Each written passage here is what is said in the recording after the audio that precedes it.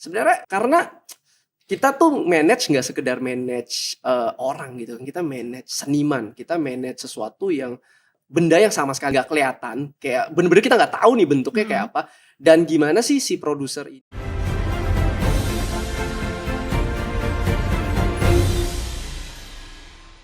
Kalau seandainya sekarang ada yang lagi nontonin kita, berpikir, aduh kayaknya gue nggak deh, gue nggak jadi pemain deh, karena suara gue nanggung, gerakan gue kurang lemes gitu kan. Gue mau jadi produser kayak Nuya sama Cupak juga. Apa sih kesulitan produser yang mungkin kamu rasa orang lain tuh nggak tahu? Wah, rahasia. Apa ya, keeping everyone happy kali ya, karena produser tuh satu dia adalah leader, dua dia juga pebisnis gitu ya, dan tiga banyak banget aja gitu stakeholders yang di-manage. Keeping everyone happy, lu hati-hati darah tinggi lu. Wah, itu asli. Berat. Iya, pusing sih memang. Itu masih penting fisik saya. Konseling butuh mental health itu. Wow. Iya, dan kan banyak Intense kepentingan ya? dalam proses tuh, ada yang kreatif butuhnya apa, yang event butuhnya apa, partner-partner kita butuhnya apa, teknis butuhnya apa, itu semua kan produser yang memastikan semua terakomodate dalam satu visi, dalam satu timeline gitu. Aku ada curhatnya nih. Gimana tuh? Boleh. Jadi ada terms-nya namanya. Jadi ini juga aku dapatkan setelah berkecimpung gitu ya, baru tahu gitu. Ada namanya manajemen budaya. Nah ini yang nge-quote ini nih, aku sebut aja ya, salah satu sutradara senior gitu.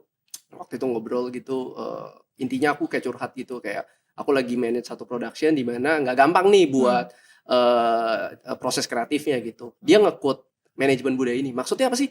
Jadi ini mungkin sesuatu yang nggak kelihatan di belakang layar banget gitu. Karena kan di luar tadi kita udah ngomongin produser kerjanya nyari duit lah, manage budget lah, manajemen orang dan sebagainya.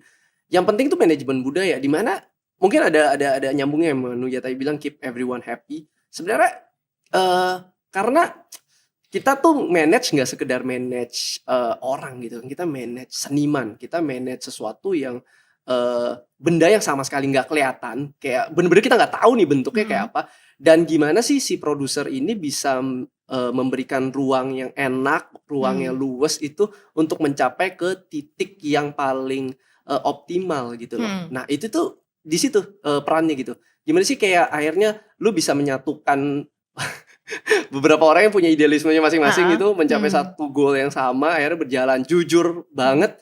Itu susah banget, challenging banget gitu. Even ya kalau gue mau jujur, gue juga merasa gue masih sangat belajar untuk apa ya, dan setiap produksi pasti berbeda gitu. Nggak ada kayak, gue misalnya sukses nih di produksi ini, menyatukan dan sebagainya, kita bisa kayaknya mendapat output yang enak gitu. Tapi mungkin yuk next production ketemu challenge baru, ketemu kolaborasi yang baru, kayak wah ini apa lagi gitu, karena belajar gitu.